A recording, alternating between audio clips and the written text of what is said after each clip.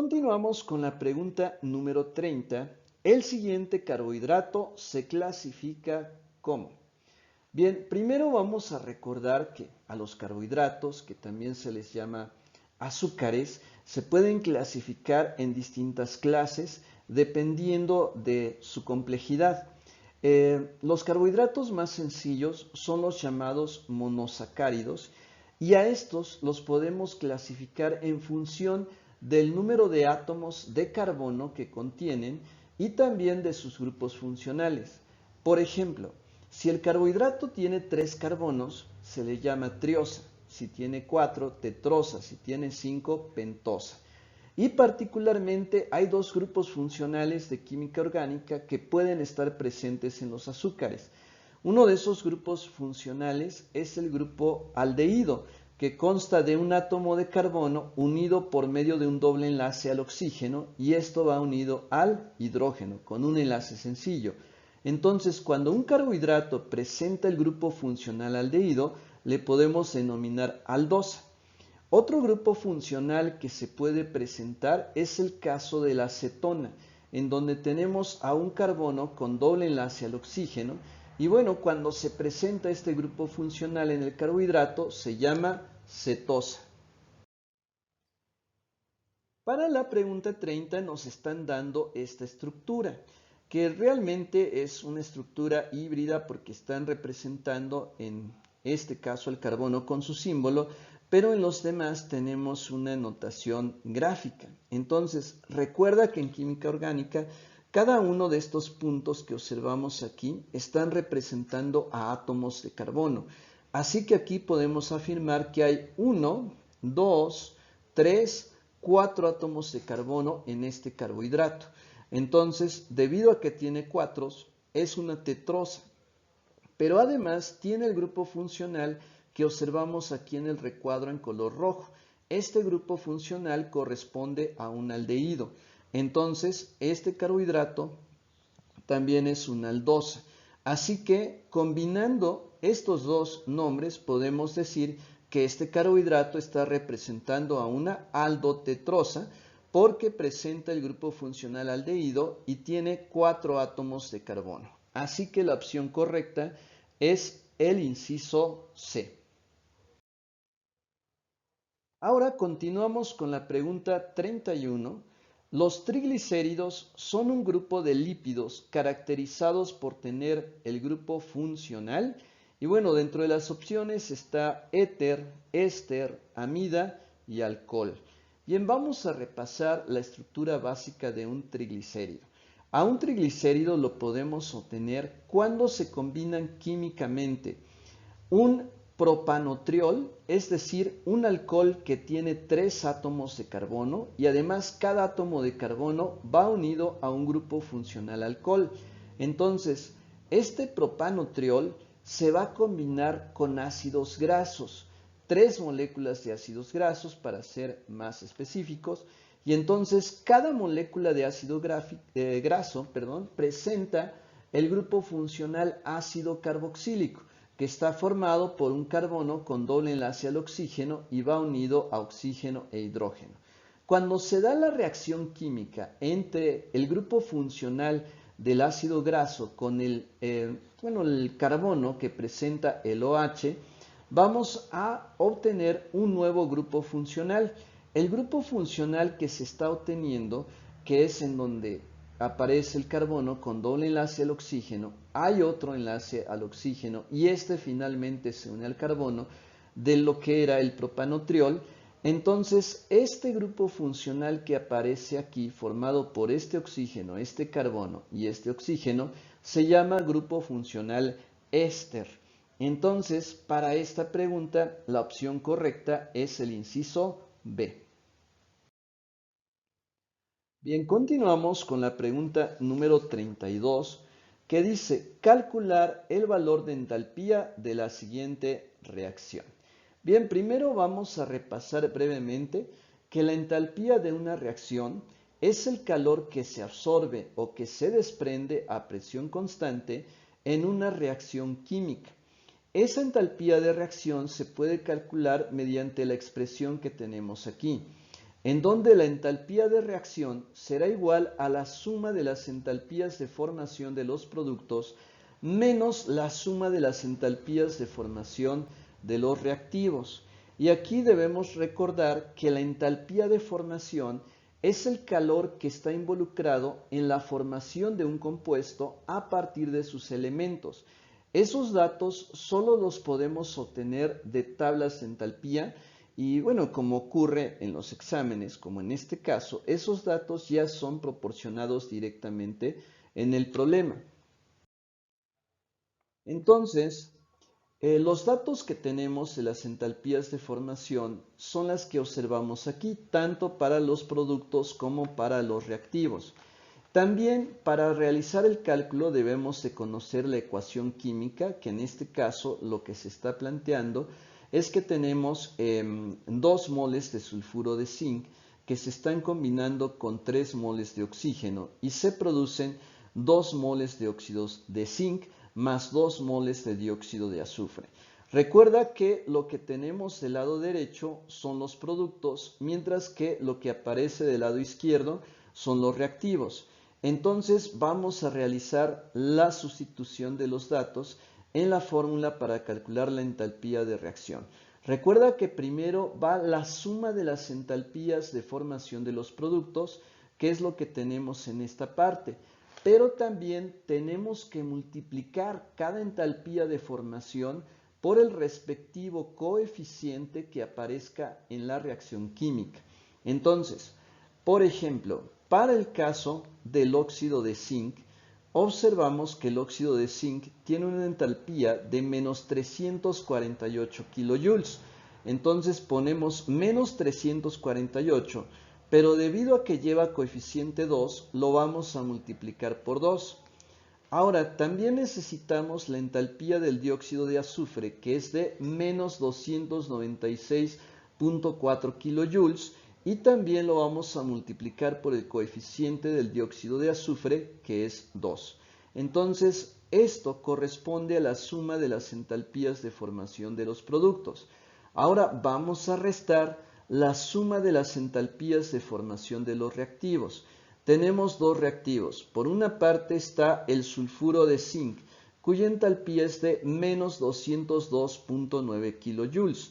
Esa entalpía la vamos a multiplicar por su coeficiente, que es 2. Luego sigue más el coeficiente del oxígeno, que es 3. Pero en el caso de elementos, sus entalpías de formación se consideran como 0. Así que esto lo vamos a multiplicar por 0. Entonces vamos a realizar las operaciones. Primero multiplicamos más por menos da menos y 2 por 348 da 696 kilojoules.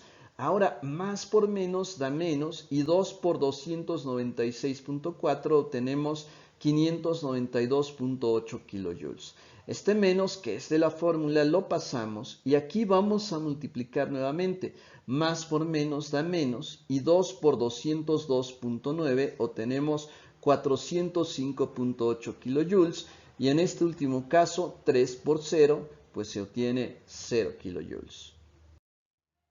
Así que continuando, al sumar las entalpías de los productos se obtiene menos 1288.8 kilojoules y en el caso de la suma de las entalpías de los reactivos se obtiene menos 405.8.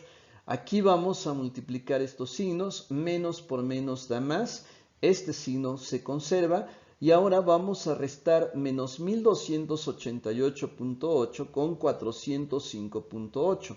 Se restan porque tenemos signos diferentes, pero como el más grande es este y es negativo, el resultado va a ser negativo. Entonces, la resta de estas cantidades nos da 883 kilojoules. Esta es la entalpía de reacción, es decir, el calor que libera esta reacción química. También como un recordatorio, cuando la entalpía de reacción es negativa, esto nos indica que es una reacción exotérmica. Es decir, es una reacción que está liberando energía. Por lo contrario, si la entalpía nos hubiera dado con signo positivo, sería una reacción endotérmica, es decir, una reacción que absorbe energía. Bien, para esta pregunta, pues la opción correcta es el inciso A.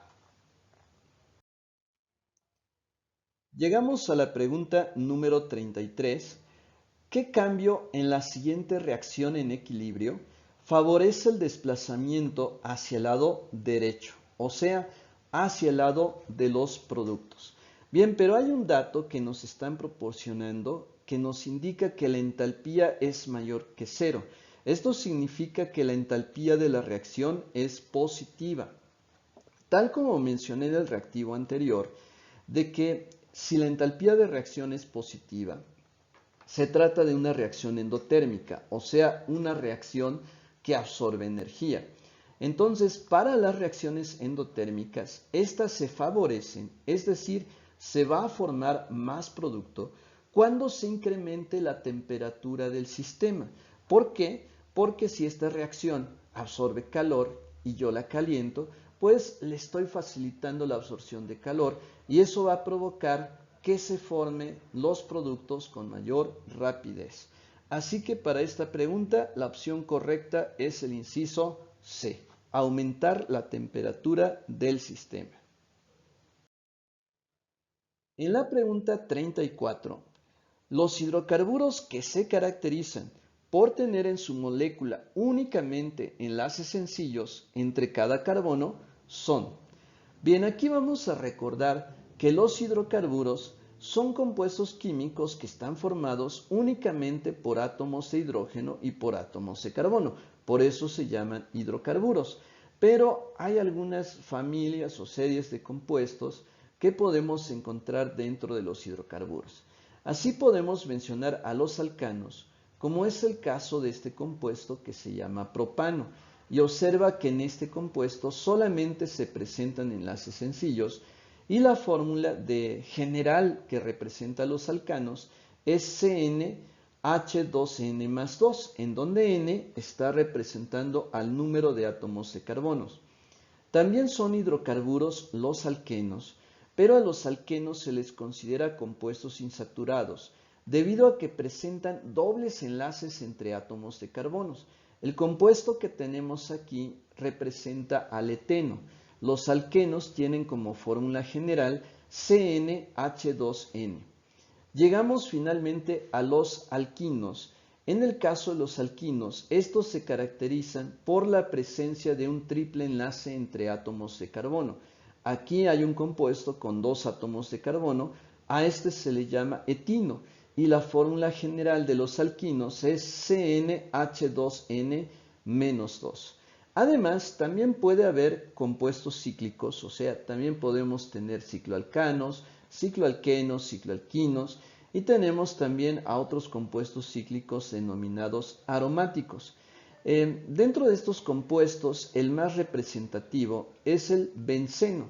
El benceno forma un ciclo de 6 lados, es decir, un hexágono, en donde la característica principal es que se van alternando enlaces sencillos con enlaces dobles. Y bueno, esto hace que se presente un fenómeno conocido como resonancia, en donde los electrones pi que forman parte del doble enlace se comienzan a mover entre todos los átomos de carbono que forman al anillo. Esa es la razón de por qué el benceno también se representa como un hexágono con un círculo en medio, en donde el círculo está representando el movimiento de los electrones pi del doble enlace. Entonces, como en esta pregunta solo me piden hidrocarburos que presentan enlaces sencillos, eso lo vimos en el primer caso. Los alcanos son los que presentan enlaces sencillos, así que la opción correcta es el inciso B. Ahora, para la pregunta número 35. ¿Cuál de las siguientes reacciones corresponde a una reacción de hidrólisis? Bien, dentro de la química orgánica, las reacciones de hidrólisis más comunes se presentan con ésteres y con amidas. Y bueno, si es una reacción de hidrólisis, estas sustancias que actúan como reactivos se van a combinar químicamente con el agua. Así que tenemos representadas aquí las reacciones químicas generales. En el caso de un éster que se caracteriza por este grupo funcional, cuando se combina químicamente con el agua, dará lugar a un ácido carboxílico, donde este es su grupo funcional, y también se producirá un alcohol.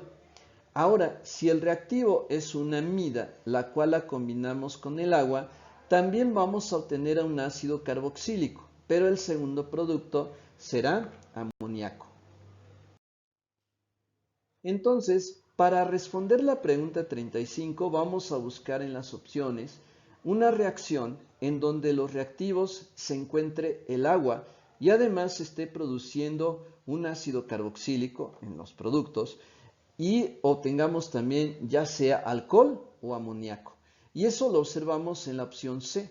En la opción C observamos que esta parte es el grupo funcional de un éster y se está combinando con agua, y aquí observamos cómo se está produciendo un ácido carboxílico.